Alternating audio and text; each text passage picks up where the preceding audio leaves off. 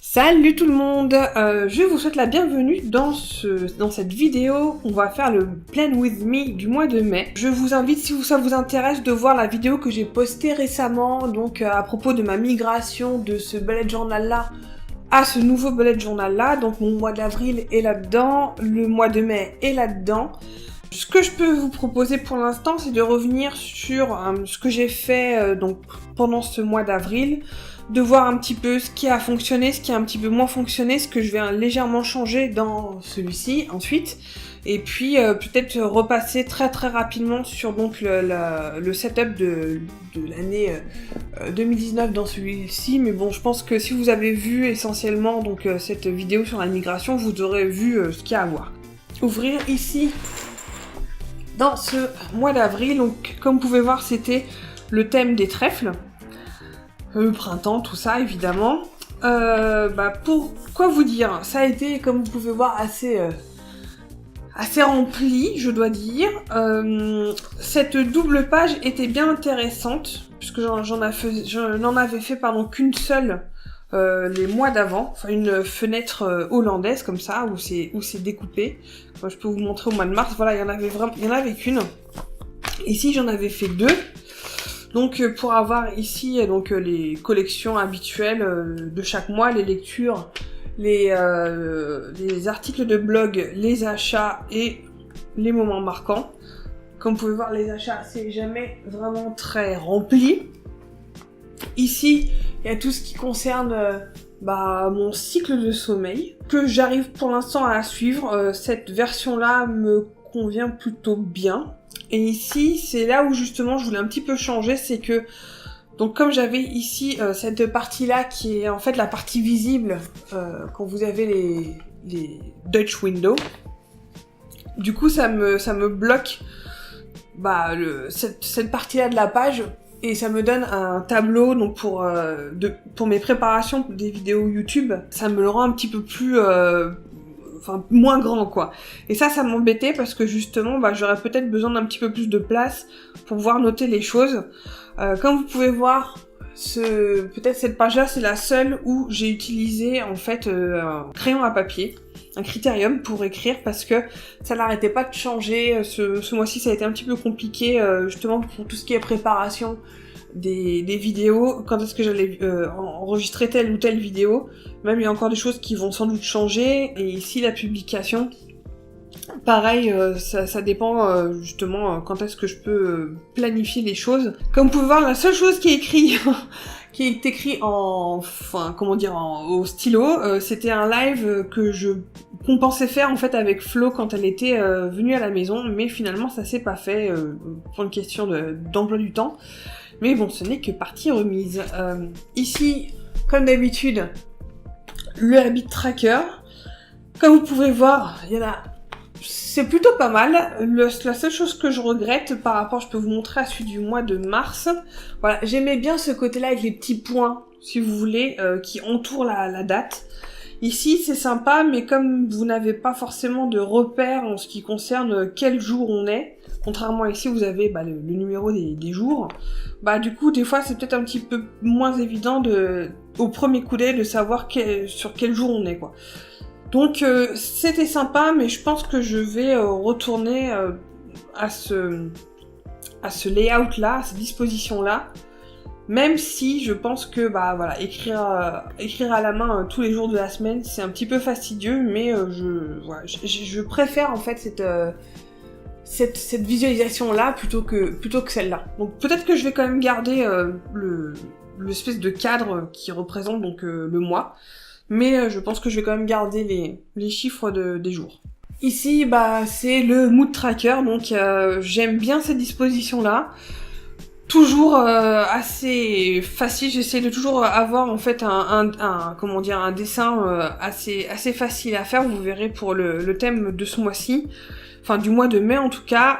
Maintenant, je sais pas si c'est le fait que justement ces dernières semaines c'était plutôt plutôt agréable pour moi parce que je suis à la maison et que je peux faire ce que j'ai envie, c'est-à-dire dessiner, écrire et filmer des vidéos. Du coup, forcément, tout est assez vert, à part évidemment le 15 où c'est le jour de l'incendie de Notre-Dame où ça a été une grosse journée un peu stressante, surtout la soirée stressante pour moi. Donc voilà, ça c'était donc ma planification du mois d'avril. Je vous montre pas forcément le reste, je suis restée sur cette disposition-là pour mes semainiers, parce que pour moi ça marche très bien, et pour l'instant j'ai pas vraiment envie de changer, je vais rester sur ce modèle-là pour le mois de mai. Alors on repasse maintenant rapidement ici dans le nouveau bullet journal. Alors il y a Chibi qui m'a donc fait remarquer que dans ces nouveaux bullet journal, je sais plus quand est-ce que je l'ai acheté, celui-là, c'est les Leuchtturm, pardon, je dis des bêtises. Donc ces deux modèles sont des Leuchtturm, sauf que celui-ci a, je sais pas quand est-ce que je l'ai acheté, c'était peut-être au mois de... Je sais même plus. Enfin bon, c'était il y a pas si longtemps que ça. Celui-là, bien sûr, est plus vieux. Il date d'avant 2018, ça c'est sûr. Et en fait, elle m'a fait remarquer que il y a une ligne de moins. Ouais, je sais pas si vous verrez. Mais si je les mets à peu près à la même distance, et voilà. La dernière ligne, dans l'ancien, il y avait une ligne de plus. Donc ça, faut le savoir. Faut pas se baser sur le fait que c'est toujours le même. Non, c'est pas le cas.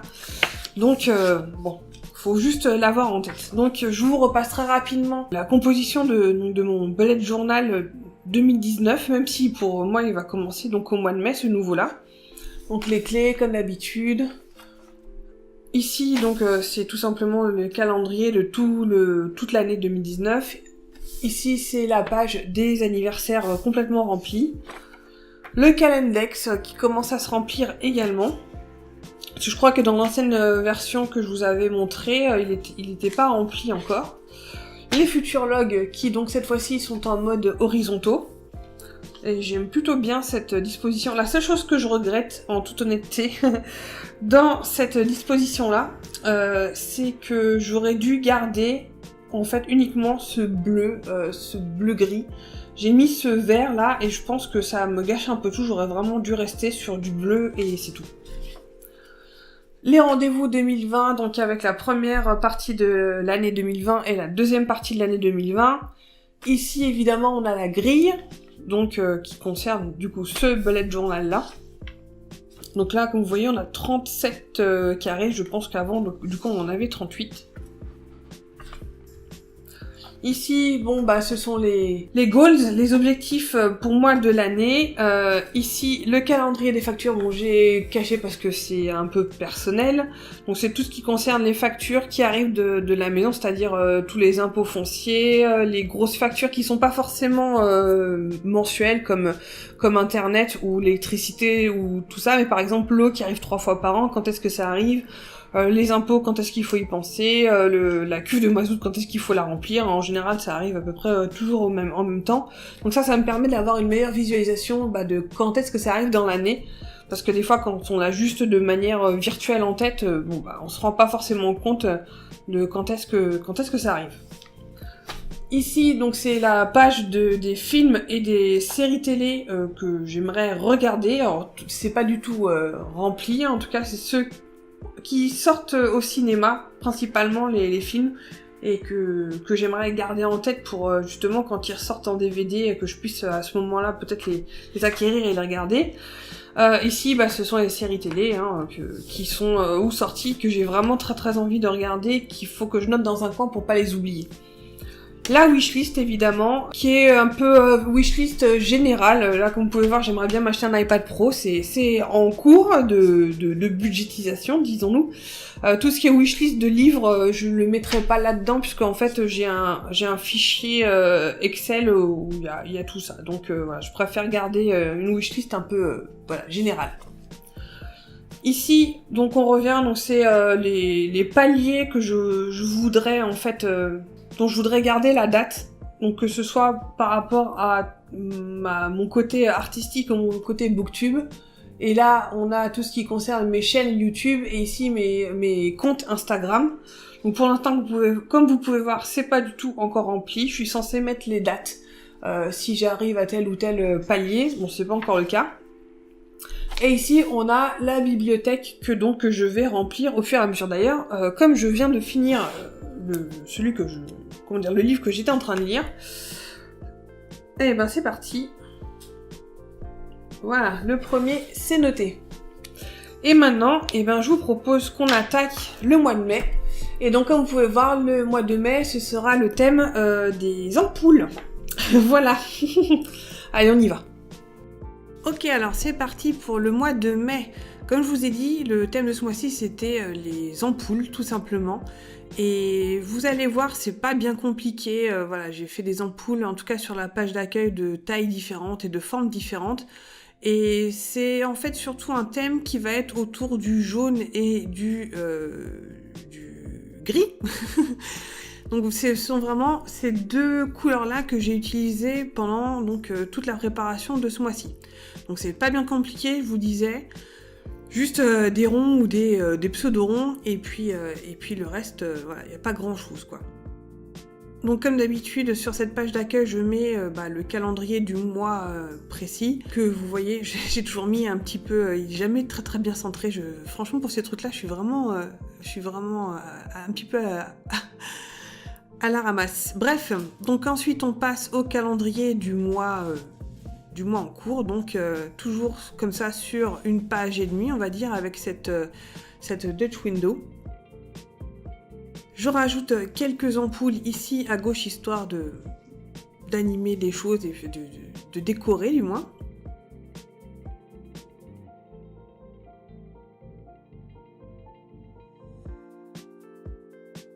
Il n'y a pas grand chose à vous raconter, en général je fais toujours un petit peu le même genre de layout d'un mois à l'autre, parce que pour l'instant c'est ce qui me plaît bien et que c'est ce qui marche bien pour moi, et c'est ça qui est le plus important. Et voilà, j'avais remarqué que les autres dispositions ne me correspondaient pas forcément.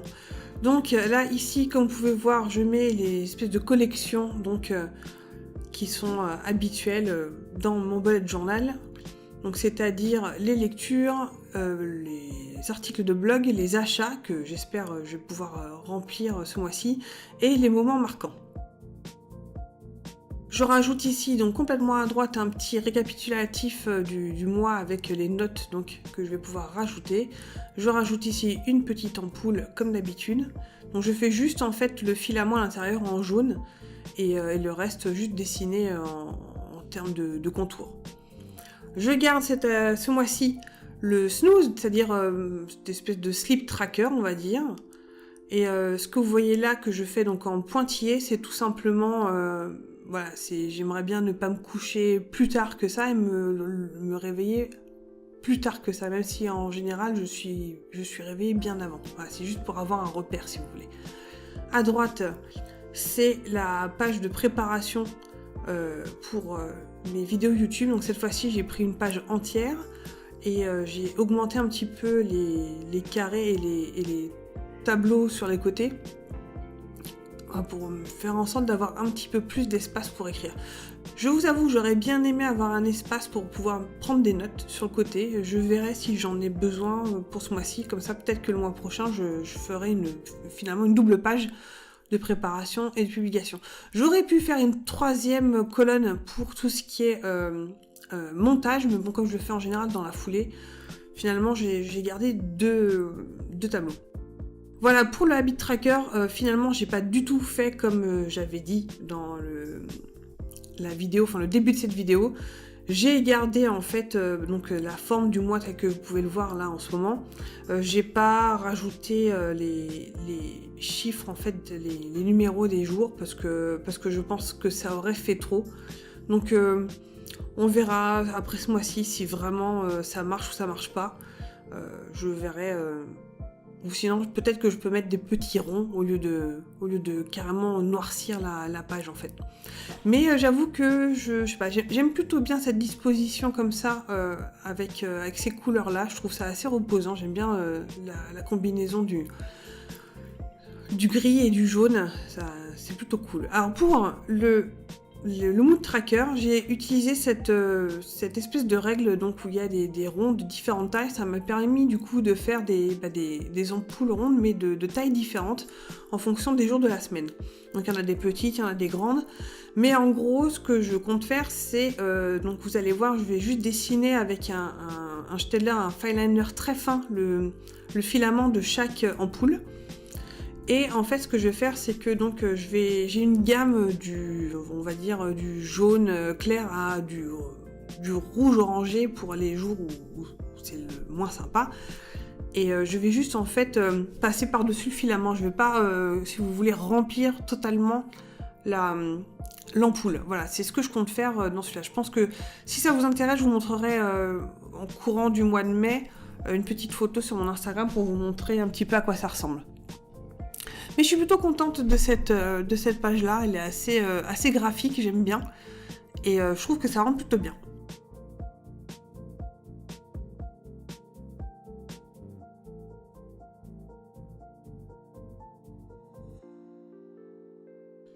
Donc là, comme vous voyez, je rajoute les filaments dont je parlais et évidemment les numéros des jours.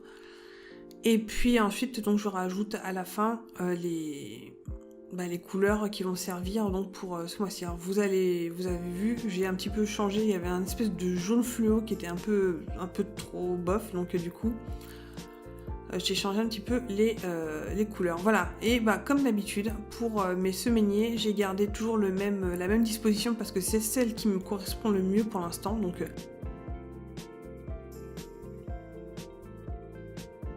voilà, je vous laisse regarder la fin de cette vidéo avec le petit récap de ce mois de mai. Je vous souhaite une très bonne journée et je vous dis à très bientôt. Ciao!